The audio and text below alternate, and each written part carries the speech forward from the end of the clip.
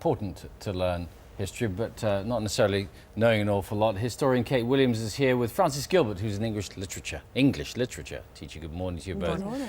History, what's the point of it? It's all in the past, Kate. I mean, history is so vital. I mean, I'm completely with the MPs here that history should be compulsory till 16. It's such a vital subject. Not only are they teaching us, as your contributors are saying, about what's happened in the past, about what's created the country that we live in today and the world we live in today, but it also teaches vital skills of evidence sifting, of working out the truth of the sources, and it really does teach people to be judicious about the different sources they've got. And in this world we've got of proliferating internet blogs, we need something to teach us how to get to the objective truth, and that's history. Frances, these statistics by an MP suggest that nearly 160 schools, comprehensive schools, failed to enter a single pupil in GCSE history exams last year.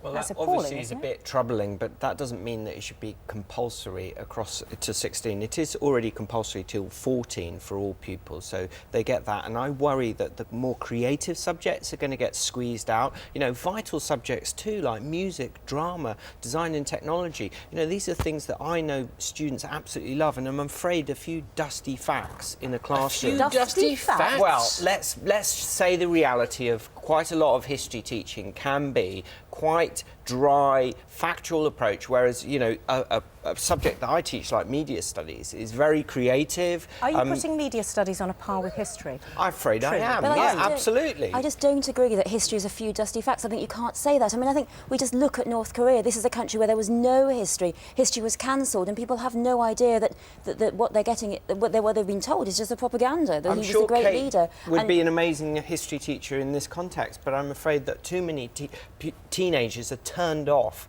by a kind of rather factual approach, which they could be a lot. I think we need to encourage History is going to be a creativity. factual approach. It's all about facts. I mean, that's, you know, why not teach people facts? That's half the point of learning, most of the point of learning. And it's But they good do things that are till they're hard. 14, and I think, you know, if we squeeze out the creative subjects, we're going to turn students off learning.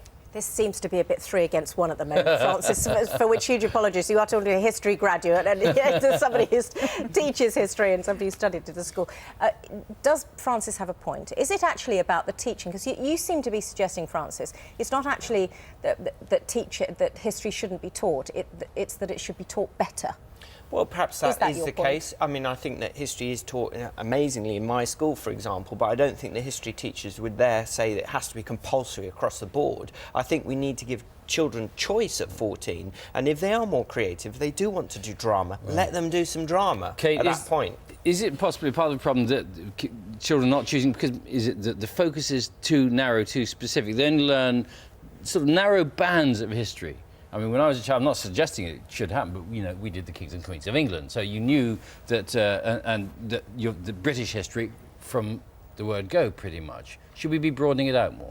Well, I think there's a perception that children increasingly focus just on the Tudors and on the Nazis, and that's what we see over and over again. But these are the periods in which children are particularly fascinated. I think that learning about the Second World War is crucial to the current life in which we live now. And I think that we really can't say that history is a dire and creative subject that completely lacks creativity. There's so much creativity there in how you look at the sources and how you examine things, and learning about people's lives in the past is the most exciting thing it could possibly be. I just don't think that I just don't think it's boring, and I think that I don't know why people aren't choosing it, but it maybe is a perception that it isn't, and it's wrong. Thank you both very much. Thank you. You might just have some thoughts about that this morning. Breakfast at bbc.co.uk, 6112.